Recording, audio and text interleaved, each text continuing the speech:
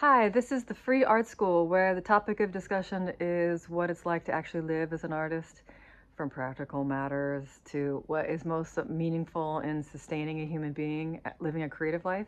My name is Mariah Robertson, and today I have the great joy of talking with Reuben Lorch, artist and therapist, based here with me in Brooklyn, New York.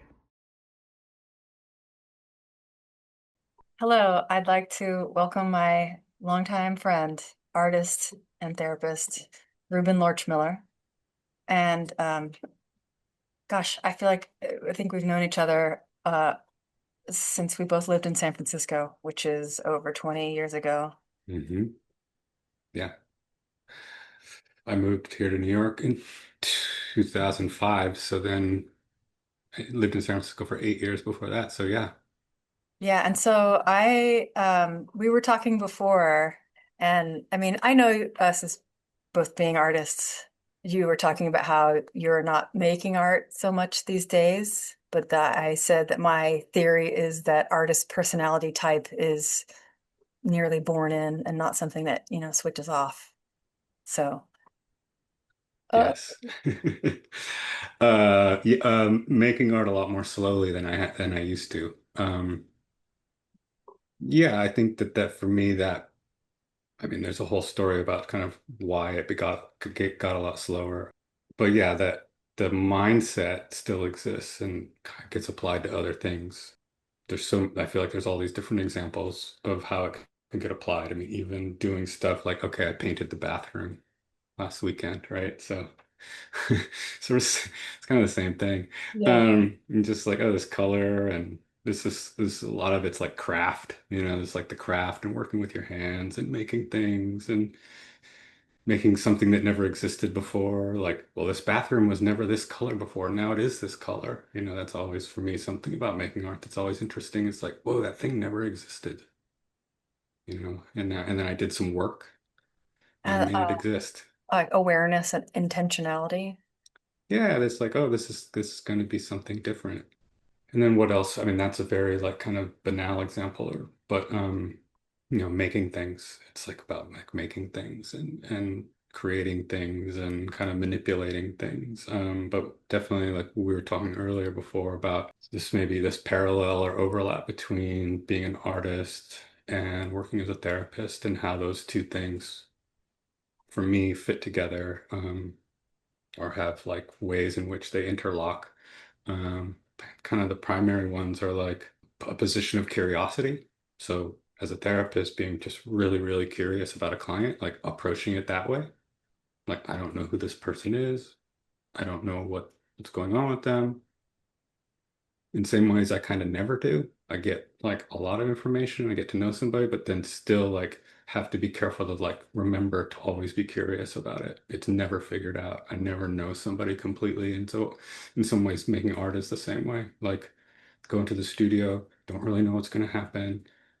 I wonder what would happen if this, or I wonder what would happen if this is like this, or what's this material about? What is this process about? And kind of doing that. And then also working as a therapist and with clients, it requires a lot of imagination because sometimes it's like you said, it's imagining to something could be different. So like, how do you make change if you don't have an imagination, like which can orient you towards like, what would it be like if that question, right?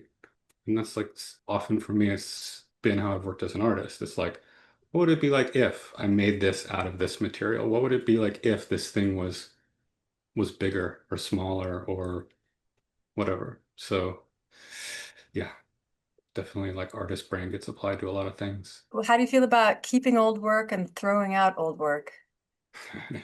It's such a great topic. I mean, a lot of the way that I understand part of what this is like talking to artists who've been working for a while in a way of like part of it seems like talking to our younger selves and then also maybe talking to younger artists. Is And that right?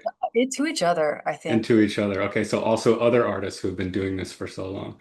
So we all sort of most of us deal with this. It's like we just keep making stuff and like just like, oh, the walls start closing in, right? And I don't know about for you, but for me, like when something is new, it's so precious most of the time. Like sometimes it's like not great, like, but when something is like, ooh, I really like this, it's like really precious, and I want to keep it, and it becomes like have to take care of it and keep it safe and think about it, and then it's interesting to see over time, like, okay, you revisit some things 20 years later, and it's like you still appreciate it, but maybe now it could go in the garbage. And that's such a weird thing that like this thing that at the time of its creation was like, oh shit, this is it. Like I have to. And then you're like, oh, well, and it's sort of like an appreciate like I appreciate to the object, like I appreciate what you provided and what you did at the time, but like it's kind of over now. Sorry. So interesting. But then so with limited studio space, yeah, I've had to clean my studio out multiple times. I've been in the same studio for 20 years. So if I kept everything, there's just no room. So every now and then I have to clear out the studio and it's always like, okay, I can't keep this all. What am I going to do? And I don't want to get another storage unit or just it just starts to seem kind of ridiculous at a certain point. So there's this process of going through things and throwing them in the garbage, like filling up contractors' bags, smashing sculptures, breaking them, smashing them into pieces and putting them in the garbage and taking them out. And at first it's very like, ooh, I don't know.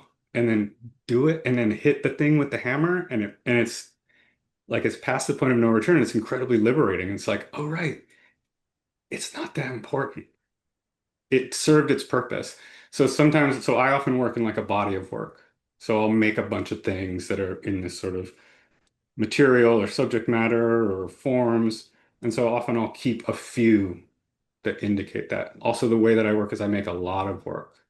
So I'll make like 30 things within a body of work. And then maybe like, I don't know, 5, 10 of those are actually like really kind of good or hitting what I'm going for. And then at the end, if I save like 2 or 3 of those, I don't have to keep all 50. This is a tangent, but that comes from being a photographer, I think. Yes, but you get photos of all the ones you Yeah, described. Yeah. right. So things get documented, but it also comes from being a photographer where you just take a bunch of pictures and then you look at them later and then you pick out a few that are really good. You're not always trying to make the best one. You're just trying to collect a bunch. So it's part of like even making sculptures is like I'll just make like 40 sculptures and maybe 3 of them will be good. And I'll learn things along the way through the process. Anyways, that's a tangent. But No, I think that's the heart of it. It's so actually you end up with a bunch of stuff in the end, which is like, ooh, it's sort of important. Maybe so you put resources into it, time and money usually are the resources. And then now it's taking up another resource, which is space. Even sometimes it's taking up the resource of like you have to keep looking at it, and you're like, oh, that thing, or like move it around, like, oh, get out of my way. I had this big sculpture that I could barely lift up for a while on a dolly that I would just move it just for years, just moving it out of the way, moving it out of the way. And eventually I smashed it up and threw it in the garbage. It's like, what am I doing? So the one thing I think about too is like when I look at things, I imagine in my head, like, okay, if someone was asking me, like, hey, do you want to show some work? It's like, well, would I want to even if someone was asking me that, would this be what I'd want to show? And if the answer is no, then why am I keeping this thing? So I find it really great to throw out a bunch of work. And then it's just like kind of more open space and keep a few pieces to remember. It's also like it is speaking to your older self too. You're like, what was I doing when I made that? Who was I? What was I thinking about? So it's nice to keep a few, plus the documentation. It's a great process. I mean, I think, to clean out the studio. So refreshing. I have often thought that there needs to be an artist variation on the Marie Kondo sparking joy because, Oh object yeah. if you work in objects, pretty much all objects spark some feeling Right. or joy. So you need to Yeah. like, but when you're holding on to that thing, like, oh, I found this like material that's really expensive. It would be really expensive if I bought it, but I've had it for like 6 years and not used it. But if I put it out in the sidewalk, I'll be, like, you need to let that go. I've learned like Yeah. holding on to like a phantom potential. Yeah, that's a whole nother thing. I mean, I have a whole corner in my studio that's just all scrap wood. Mm.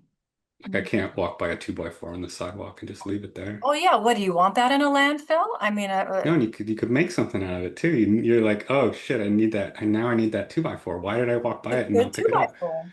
That's the other part of the brain that's like, don't throw anything away. Because it's all you're like, you could use that. So I'm less likely to throw away materials than I am old work. Because the old work is like, I mean, there are also projects that I've recycled that I've made into other work too. So it's a good way to do it. Mm. But yeah, keeping stuff, little pieces of foam and packing materials, like crazy. Oh, yeah. And then do you think that, when Baldessari burned all that work, that Oh yeah. early work, do you think it was like it's because he knew it was bad? You have to ask him. I don't know. I mean, what I'm trying to remember kind of what was his like statement on that. Oh, I I don't can't remember remember. exactly. The act of burning seems like a solid, uh, that seems like a good piece, the burning. But then Yeah. sometimes I'm like, did he think all that stuff was mediocre? Or maybe that's explicit. I don't know. Because I sometimes look at mediocre work and I'm like, but I burned it. Well, there's something more I mean, burning is maybe a little more symbolic and kind of romantic than just tearing it up and stuffing it in a contractor's bag and putting it on Well, the smashing sidewalk. with a hammer is really dramatic. Yeah. For me, it'd be like folding up paper and putting it in a garbage bag, spit Yeah. underneath. I smash it with a hammer because then it doesn't take up as much space. Yeah, but that seems pretty poetic in its way too. It's fun. Feels Um, good. oh, hey, okay, so the next one is about reorienting to be a therapist. Oh And yeah. then It's a long story. well, can I throw in what Adam said about another friend of ours who's an artist and has become a therapist about Mhm. his perspective, which I'm not relaying perfectly, that being a therapist is the ultimate artwork or form of art or practicing art. Hmm. Yeah, we were talking a little bit about that. That kind of goes back to what I was talking about, this like creativity and curiosity and imagination. I think you have to be really careful though too, because it's a very different relationship. You know, like it's collaborative and it's another person on the other side of this. That other person's not an object or a subject to be manipulated, you know. So it's in some Yeah, ways it's very different. yeah, It's relational. And I think there's parallels or analogous relationships as an artist to like a studio practice or creative practice. yeah. And it's also very different because Well, also like it's also really about that other person. yeah. And And in making, that's yeah, really important. It's just like, because when you're an artist, most of us, it's like, oh, this is about me and what I want yeah, and what I'm trying to do and my ideas. And like that's kind of like a trick. I find that to be like a tricky part of being a therapist. It's a really great part to pay attention to because I have training and I have ideas and I have a perspective and people most not all but most clients like they're like, "Oh, they're choosing to work with me." So that's like sometimes being seen as like the expert or the authority or whatever, you know, that and there's a power relationship that can get really, you have to be really careful about. I think when you're making art, it's about you, but you also can't be Yeah. precious with the materials, which seems very different than this, what you're describing. Yeah. Yes, you have to be, there's a certain, you can be a little more careless as an artist. I feel like you kind of have to be, that thing You have to be a little careless and you can't be so careless I mean, you can't be careless at all with at another all. human being. Yeah. Um, By careless, but I mean like, when you do the good drawings only on shitty paper, and then when you get the good paper, you freeze up.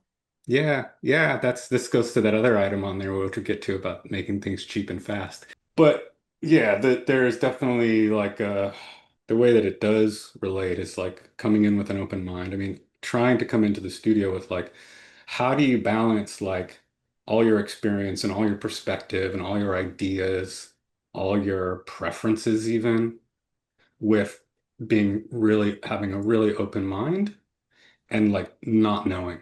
So like balancing like there's two versions of knowing. Like there's a knowing and then there's a not knowing and being able to hold both of those simultaneously. Right. So like as an artist and as a therapist, like I guess this is maybe back onto my train of thought, was like I come with a perspective on how I do this. I come with a point of view. I come with training, lived experiences, all that that I bring sort of to bear, like as you would as an experienced artist. But then at the same time, I have to hold that and also hold this like I don't know what I don't know. I don't know. I can't, and it has to do with not getting ahead of yourself and to like in the future and staying really present with the person. And then in the studio, like, and holding this like a little bit of a like, okay, there's an orientation, there's a direction, but also like not so much that you're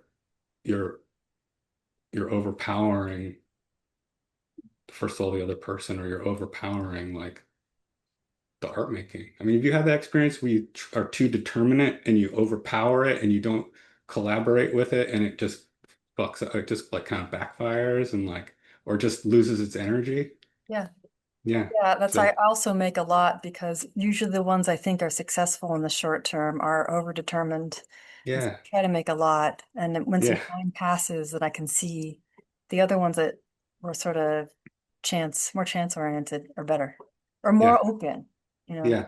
So that openness, so there's an openness, but then also you're still like within that openness is all of your experience and all of your like all the history that you bring to it. And so it can be really delicate balance, both in the studio and as a therapist.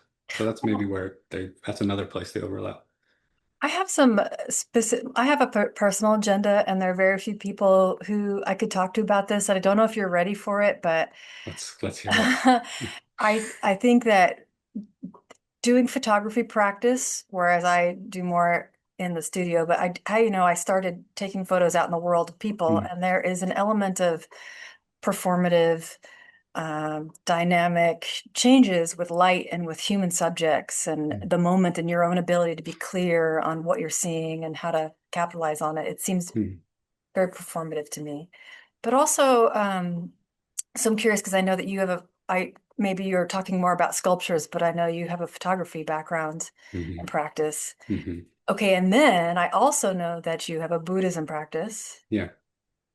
And then my particular question is, I have a not fully formulated idea that in photographic training, like imagine you're in learning to do a studio photograph, but like there's a wire or off to the corner and the shadows and the lights are a little weird on someone's face and you're trying to take a portrait. In contrast to the way vision and the understanding of visual information is evolved in humans is about what we need to know to survive and to get by. So we're always sort of chunking up the visual information into what we need and not necessarily Mhm, paying attention to everything that we actually see.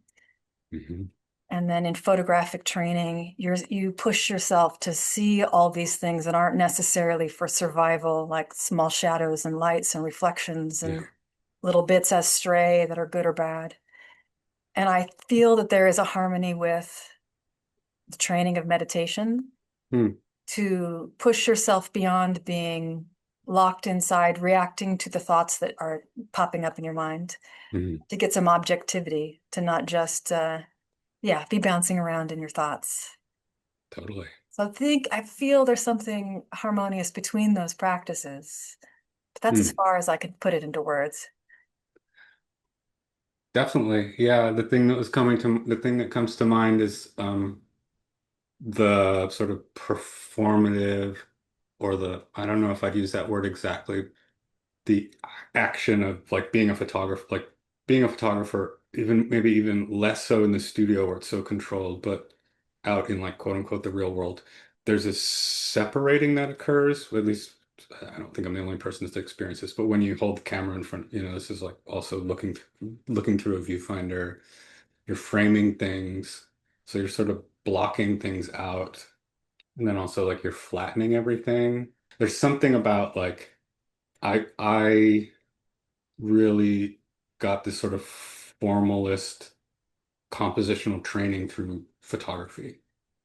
And it was like you're looking at everything differently because it's flattened and it's cropped. And our vision isn't like that. So, like you said, we're just kind of looking around. But when you stop that when you kind of freeze that in a photograph and it's cropped, and it's flattened, everything is all of a sudden just shapes.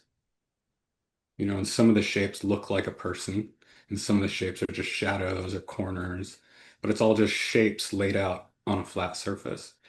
So there's this, I guess maybe to what you're talking about, there's this stepping back and kind of neutralizing everything. Like everything gets flattened, like literally flattened in a print, but kind of also flattened out in terms of like a tree, a person, a shadow, a crack in the pavement. Like it's all the same.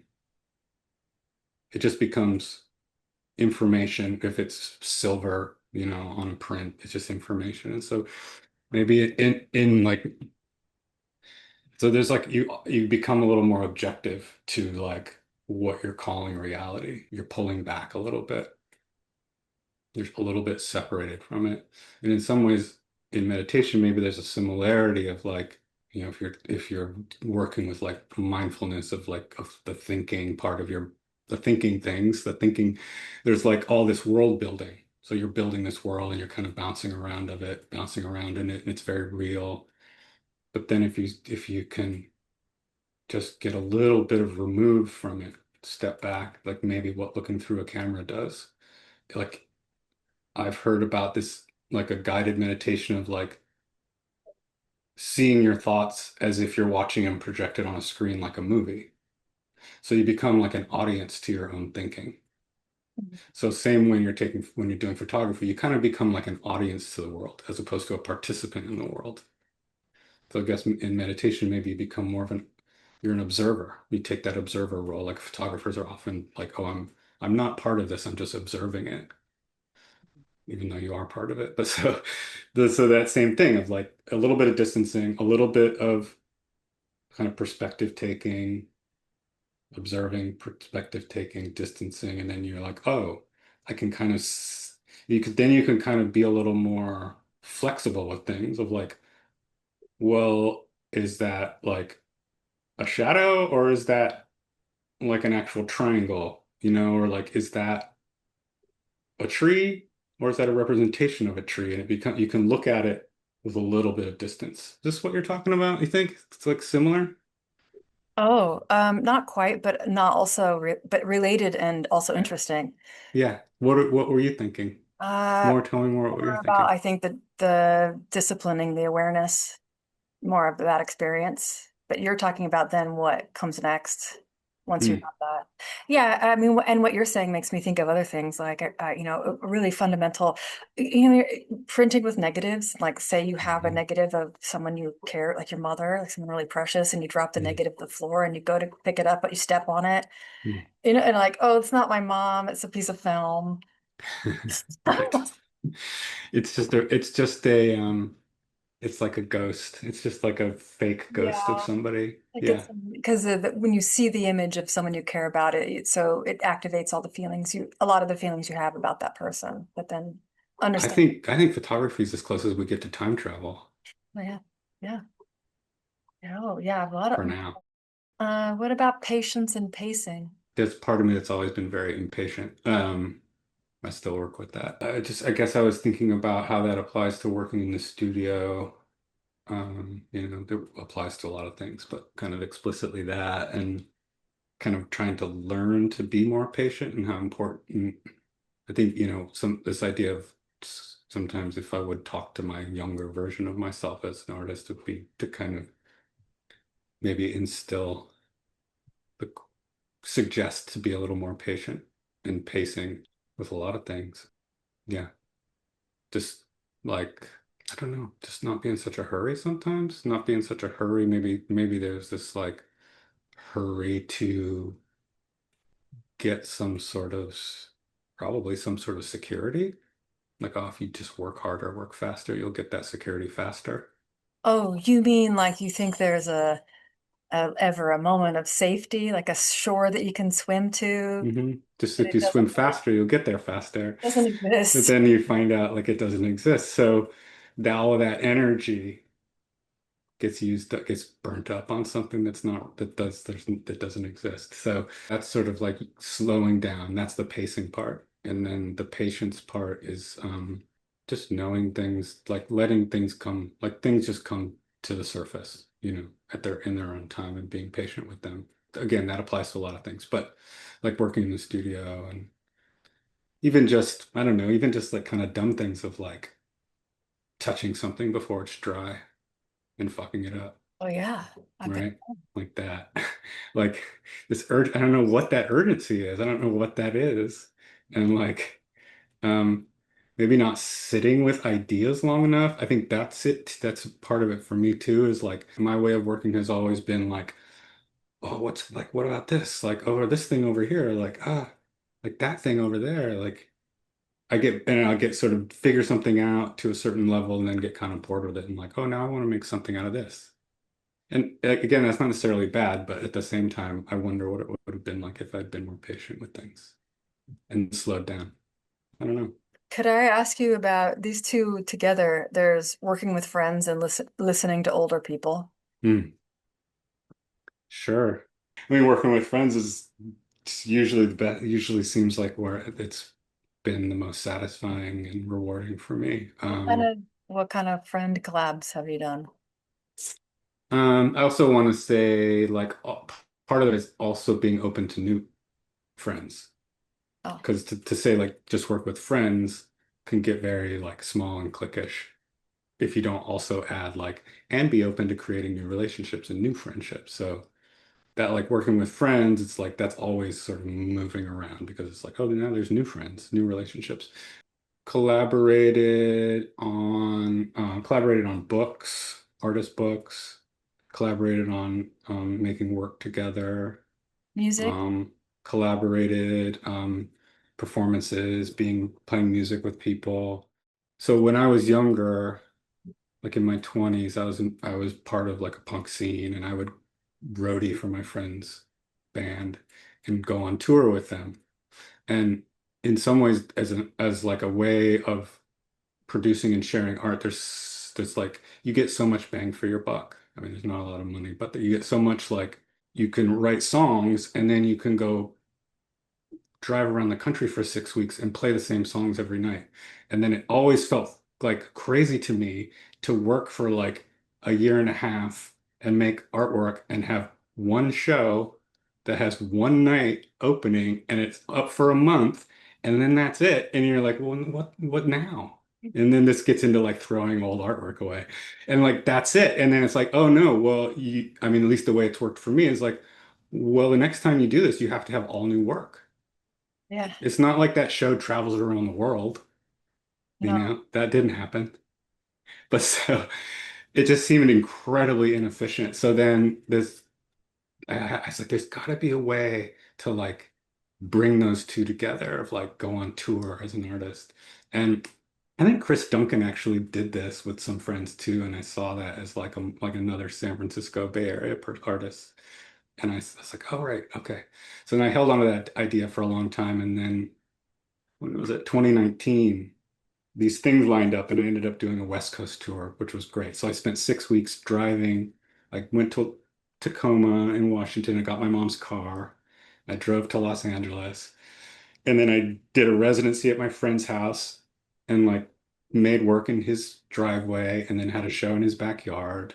Then I drove to Oakland and worked at Chris and Maggie's space, Land and Sea, and made a show there and then like all new work, but some of it was carrying over. And then I went to Portland and did like a project there. And then I went to Olympia and did an artist talk at the library.